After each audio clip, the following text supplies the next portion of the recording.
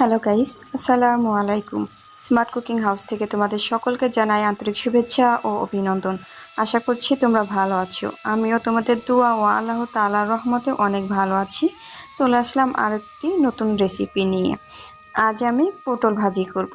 এই পটল আমি একটু ভিন্ন রকমের ভাবে ভাজি করব। চলো তাহলে তোমরা দেখতে থাকো পুরো ভিডিওটি। এখানে আমি কিভাবে পটল কেটেছি সেটা তোমাদেরকে দেখিয়ে দিচ্ছি। প্রথমে পটলের খোসা ছাড়িয়ে নিচ্ছি। আশা করছি রেসিপিটা তোমাদের অনেক ভালো লাগবে। রেসিপিটা ভালো লাগলে লাইক, কমেন্ট, শেয়ার ও সাবস্ক্রাইব করে আমার পাশে থাকবে। আর ফেসবুক পেজ থেকে দেখে থাকলে আমার পেজটা অবশ্যই ফলো করে দিবে।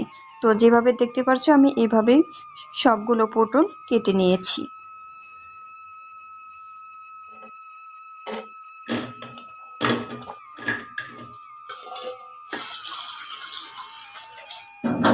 সবগুলো পটল কেটে নেওয়া হয়ে গিয়েছে।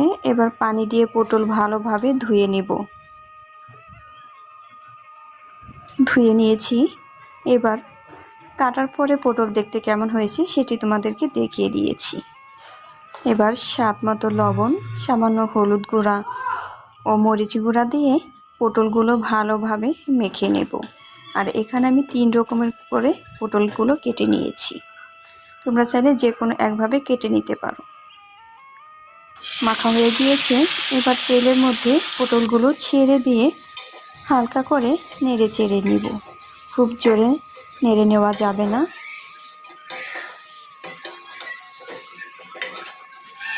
এবার ঢাকনা দিয়ে ঢেকে চুলার টেম্পারেচার লো হিটে রেখে পটলগুলো ভেজে নেব। অনেকটাই পটল ভাজা হয়ে গিয়েছে। আমি অফ ক্যামেরায় কয়েকবার নেড়ে চেড়ে নিয়েছি। এবার দিয়ে দিচ্ছি কিছু পরিমাণে পেঁয়াজ কুচি। আবারও নেড়ে চেড়ে নেব। এইভাবে লো হিটে রেখে পটলগুলো ভেজে নেব। তো পটলগুলো ভাজা প্রায় শেষ হয়ে গিয়েছে। দেখো কত সুন্দর হয়েছে। রেসিপিটা তোমাদের কাছে কেমন লেগেছে অবশ্যই কমেন্টস করে জানাবে। আর নতুন নতুন রেসিপি পেতে আমার চ্যানেলটি সাবস্ক্রাইব করে রাখবে। আজকের মতো বিদায় নিচ্ছি। আবার দেখা হবে নতুন কোনো রেসিপিতে। সেই পর্যন্ত ভালো থেকো, সুস্থ থেকো। আল্লাহ হাফিজ।